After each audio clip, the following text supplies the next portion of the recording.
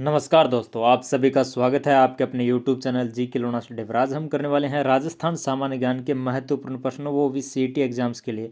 Graduate level CET और जो senior secondary level CET है उन दोनों के लिए हम राजस्थान सामान्य ज्ञान के प्रश्न है वो करने वाले हैं। और जब तक सीईटी का एग्जाम नहीं होता है तब तक हम ये रेगुलर वीडियो है वो अपलोड करते रहेंगे। राजस्थान सामान्य ज्ञान के 1 से लेकर 10 तक महत्वपूर्ण प्रश्न, 10 महत्वपूर्ण प्रश्न होंगे प्रत्येक क्लास में। तो चलिए फिर आज की इस क्लास को स्टार्ट करते हैं। और 1 नंबर प्रश्न हमारा, उदयपुर जिले को उदयपुर शहर से जोड़ने वाला दर्रा या नाल कौन सा है। तो उदयपुर शहर को जोड़ने वाला जो दर्रा या नाल है वो है केवड़ा की नाल। केवड़ा की नाल जो कि उदयपुर शहर को जोड़ने वाला दर्रा या नाल है। तो केवड़ा की नाल, केवड़ा की नाल जो कि उदयपुर शहर को जोड़ता है, जो कि उदयपुर शहर को जोड़ने वाला दर्रा या नाल है वो कौन सी है, केवड़ा की नाल। और अगला प्रश्न है, एकीकरण के किस चरण में राजस्थान शब्द को संवैधानिक मान्यता मिली। कौन से एकीकरण में राजस्थान शब्द को संवैधानिक मान्यता है वो मिली। तो राजस्थान जो हमारा शब्द है राजस्थान, राजस्थान शब्द को छठवें एकीकरण में राजस्थान शब्द को संवैधानिक मान्यता मिली 26 जनवरी 1950 को राजस्थान शब्द की जो संवैधानिक मान्यता है वो मिली राजस्थान शब्द को। और 6वें एकीकरण के अंतर्गत यह मिली 26 जनवरी 1950 के अंदर।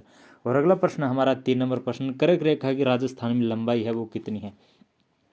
कर्क रेखा की राजस्थान में लंबाई है वो है 26 किलोमीटर। राजस्थान में कर्क रेखा की लंबाई 26 किलोमीटर है, जो कि राजस्थान के बांसवाड़ा और डूंगरपुर जिलों से होकर गुजरती है। बांसवाड़ा और डूंगरपुर जिलों से होकर है वो गुजरती है। कर्क रेखा की राजस्थान में जो लंबाई है वो 26 किलोमीटर है। और अगला प्रश्न हमारा 4 नंबर प्रश्न की, मध्य प्रदेश से न्यूनतम सीमा बनाने वाला राज्य का कौन सा जिला है। मध्य प्रदेश से न्यूनतम सीमा बनाने वाला राजस्थान राज्य का जो सबसे कम सीमा बनाने वाला मध्य प्रदेश से जिला है वो है भीलवाड़ा। भीलवाड़ा जिला जो कि मध्य प्रदेश से सबसे कम सीमा है वो बनाता है। तो जो हमारा भीलवाड़ा है वो राजस्थान का जिला मध्य प्रदेश से कम सीमा है वो बनाता है। सर्वाधिक सीमा अगर मध्य प्रदेश से बात करें तो वो झालावाड़ बनाता है। झालावाड़ जिला जो कि मध्य प्रदेश के साथ सर्वाधिक सीमा है वो बनाता है। और अगला प्रश्न है, भरतपुर जिले को संभाग बनाने की घोषणा किस मुख्यमंत्री ने की। भरतपुर जिले को संभाग बनाने की घोषणा है वो वसुंधरा राजे ने की। वसुंधरा राजे ने भरतपुर जिले को संभाग बनाने की घोषणा है वो की। भरतपुर जिले को संभाग बनाने की घोषणा किसने की, वसुंधरा राजे ने। और अगला प्रश्न है, प्रतापगढ़ जिले का गठन किस समिति की सिफारिश पर किया गया। प्रतापगढ़ जिले का जो गठन है वो कौन सी समिति की सिफारिश पर किया गया। तो परमेश चंद्र समिति के द्वारा, परमेश चंद्र समिति की सिफारिश के द्वारा प्रतापगढ़ जिले का है वो गठन किया गया। और प्रतापगढ़ है वो 33वां और जो राजस्थान का लास्टवां जिला है वो है। और अगला प्रश्न हमारा 7 नंबर प्रश्न की, किस जनजाति की कुलदेवी कोडिया देवी है। कोडिया देवी है वो कौन सी जनजाति की कुलदेवी है। तो कोडिया जो देवी है वो सहरिया जनजाति की कुलदेवी है। सहरिया जनजाति की कुलदेवी कौन है, कोडिया, यानी कि कोडिया है वो सहरिया जनजाति की कुलदेवी है।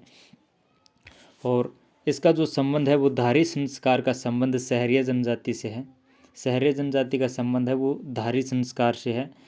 और इस जनजाति में मृतक का श्राद्ध करने की परंपरा है वो नहीं है। और अगला प्रश्न हम 8 नंबर प्रश्न हमारा, जनजाति स्वतंत्रता संग्राम संग्रहालय किस स्थान पर स्थापित किया गया है।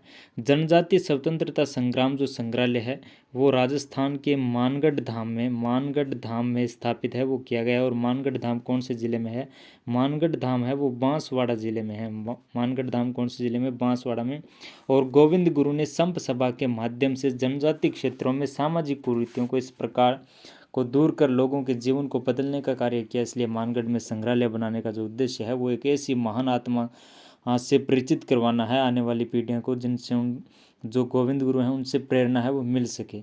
तो जनजातीय स्वतंत्रता संग्राम संग्रहालय है वो कौन से स्थान पर है, मानगढ़ धाम में है और बांसवाड़ा में है। और अगला प्रश्न है, राजस्थान में किस त्यौहार के दिन लीलटोस पक्षी का दर्शन शुभ माना जाता है। राजस्थान में कौन सा त्यौहार है जिसके दिन जो लीलटोस पक्षी है उसका दर्शन है वो शुभ माना जाता है। तो दशहरा के दिन राजस्थान में जो लीलटोस पक्षी है उसका जो दर्शन है वो शुभ माना जाता है। और दशहरा है वो राजस्थान के कोटा ज़िले में भरता है, दशहरा का जो मेला है वो। और 10 नंबर प्रश्न हमारा, बजट 2021-22 के अनुसार किस स्थान पर ढोला मारू टिकट कॉम्प्लेक्स बनाने की घोषणा की है। बजट 21-22 के अनुसार किस स्थान पर ढोला मारू टिकट कॉम्प्लेक्स बनाने की घोषणा है वो की है। तो 21-22 के बजट के अनुसार जैसलमेर में ढोला मारू टिकट कॉम्प्लेक्स बनाने की घोषणा है वो की है। तो दोस्तों इस प्रकार हमने राजस्थान सामान्य ज्ञान के 10 अति महत्वपूर्ण प्रश्न की उम्मीद करता हूँ आपको ये वीडियो अच्छा लगा। अगर वीडियो अच्छा लगा तो लाइक करना, चैनल को सब्सक्राइब करना। Thank you.